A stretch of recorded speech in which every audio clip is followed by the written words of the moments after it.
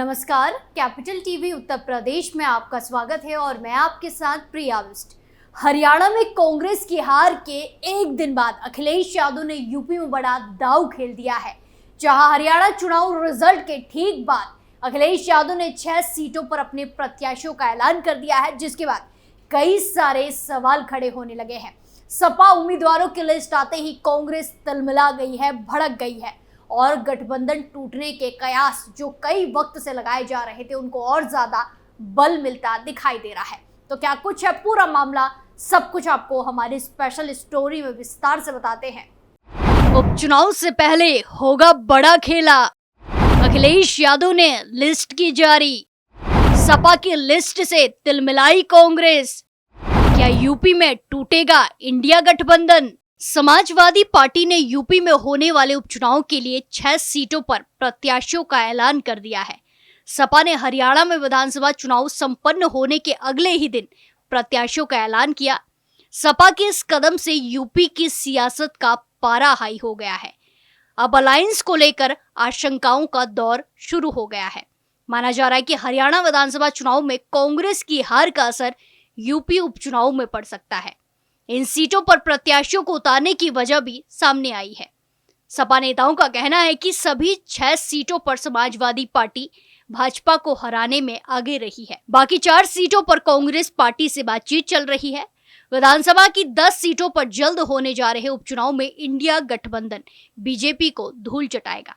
साथ ही साथ हरियाणा चुनाव को लेकर तंज भरा बयान दिया और कहा कि हरियाणा में कांग्रेस का सपा और आप के साथ गठबंधन होता तो आज हरियाणा में इंडिया गठबंधन सत्ता में होता। कांग्रेस ने समाजवादी पार्टी को एक भी सीट नहीं दी, बल्कि पूरा प्रदेश भाजपा को दे दिया। हरियाणा विधानसभा चुनाव के बाद अब कभी भी यूपी की 10 सीटों पर उपचुनाव की घोषणा हो सकती है, तारीखों का ऐलान हो सकता है। चुनाव आयोग ने आगामी चुनाव की तारीख लगभग पूरी कर ली है। महाराष्ट्र विधानसभा चुनाव के साथ यूपी उपचुनाव कराए जा सकते हैं। इससे पहले कांग्रेस ने यूपी में फुलपुर, मझवा, खैर, मीरापुर और गाजियाबाद सीट पर अपना दावा ठोका था, लेकिन अब सपा ने 6 सीटों पर प्रत्याशियों की घोषणा कर दी है, जिसे कांग्रेस की मुसीबतों को बढ़ा दिया है। सपा की तरफ से बुधवार 9 अक्टूबर को प्रत्याशियों के नाम पर मुहर लगी। तो चलिए आगे बढ़ने से पहले सपा की लिस्ट पर गौर करते हैं। सपा ने करहल सीट से तेज प्रताप सिंह यादव, सीसामऊ से पूर्व विधायक इरफान सोलंकी की पत्नी नसीम सोलंकी, फुलपुर से मुस्तफा सिद्दीकी, मिल्कीपुर से अवधेश प्रसाद के बेटे अजित प्रसाद, कटहरी से शोभवती वर्मा और मझवा से ज्योति बिंद को उम्मीदवार बनाया है। समाजवादी पार्टी ने जिन 6 सीटों पर उम्मीदवार की घोषणा की है उनमें से 2 सीटें ऐसी है जहां पर बीजेपी ने 2022 विधानसभा चुनाव में जीत हासिल की थी, वो बीजेपी के पाले की सीट है। ये 2 सीटें फुलपुर और मझवा सीट है। इन दोनों ही सीटों पर गठबंधन के तहत कांग्रेस अपनी दावेदारी पेश कर रही थी, लेकिन अब सपा ने उम्मीदवारों की घोषणा कर मुकाबले को दिलचस्प कर दिया है। सपा ने गुंदरुकी, खैर, मीरापुर और गाजियाबाद सदर सीट पर प्रत्याशी की घोषणा नहीं की है।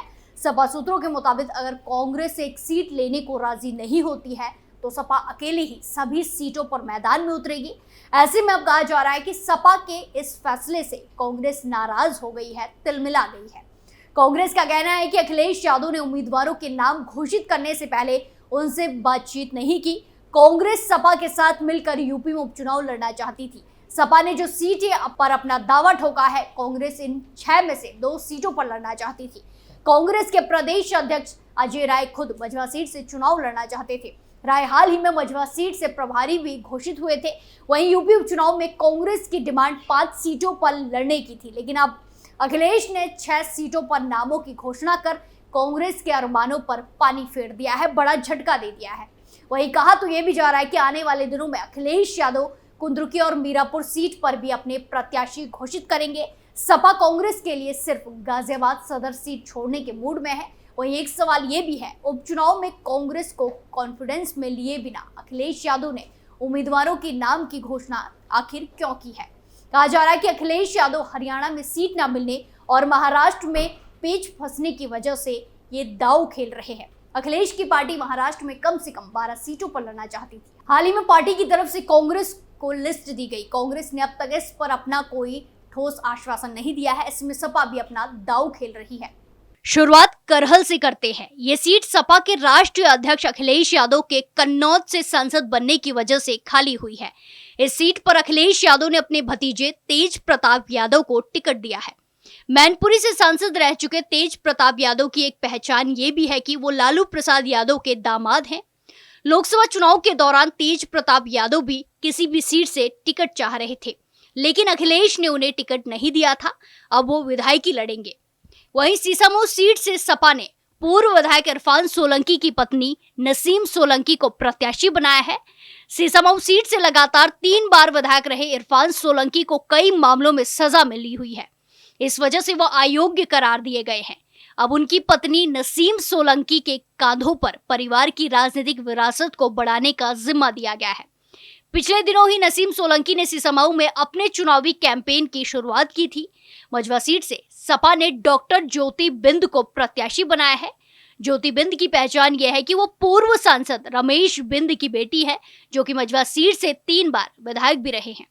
रमेश बिंद ने लोकसभा चुनाव के दौरान ही पाला बदला था और वो सपा के टिकट पर मिर्जापुर से चुनाव लड़े थे, लेकिन हार गए थे। ज्योति बिंद पेशे से एक डॉक्टर है और मुंबई में रहती है। बताया जाता है कि रमेश बिंद ने मिर्जापुर में अपनी बेटी ज्योति के नाम पर एक हॉस्पिटल भी खोला है। वहीं कटहरे सीट की बात करें तो यहाँ से लालजी वर्मा के सांसद बनने की वजह से ये सीट खाली हुई है। यहाँ से सपा ने सांसद लालजी वर्मा की पत्नी शोभावती वर्मा को टिकट दिया है। इस सीट से कई दावेदार थे, लेकिन लालजी वर्मा ने अपने परिवार के किसी भी सदस्य को टिकट देने का वीटो लगा दिया था। शोभावती वर्मा लंबे समय से जनता के बीच में जुड़ी हुई है। वर्मा 2 बार जिला पंचायत सदस्य रह चुकी है और अंबेडकर नगर की जिला पंचायत अध्यक्ष भी रही है।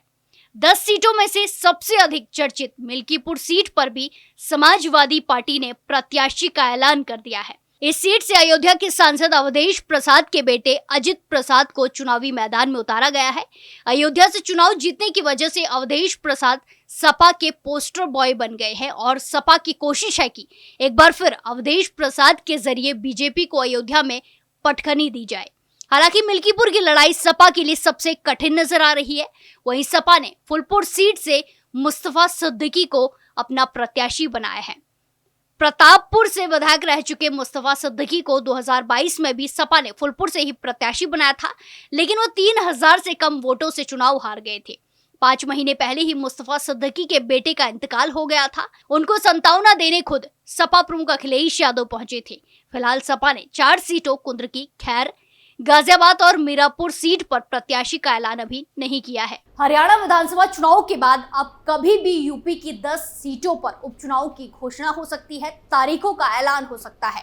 चुनाव आयोग ने आगामी चुनाव की तैयारी लगभग पूरी भी कर ली है। महाराष्ट्र विधानसभा चुनाव के साथ यूपी उपचुनाव कराए जा सकते हैं, जिसके चलते सभी दलों ने अपनी अपनी तैयारियां शुरू कर दी है और सपा प्रमुख अखिलेश यादव ने बड़ा खेल करते हुए 10 में से 6 सीटों पर अपना दावा ठोक दिया है, प्रत्याशियों का ऐलान कर दिया है।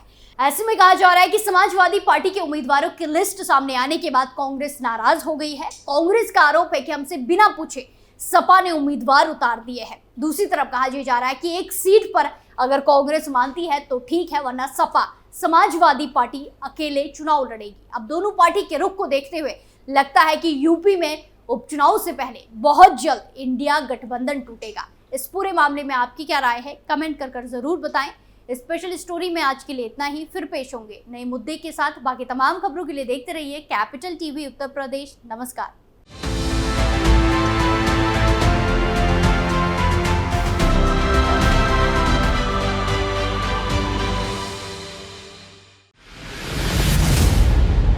मैं राजनीति करता नहीं, पर राजनीति को बहुत गहरे तक समझता हूं।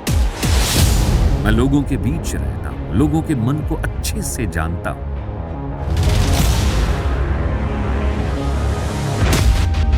पब्लिक और पॉलिटिक्स की हर नब्ज को खूब पहचानता हूं। संघर्ष की सियासत से सत्ता के सिंहासन तक मैं हर खबर से खरा सच निकालता हूं। ना कोई दौड़, ना कोई race. Capital TV, Uttar Pradesh.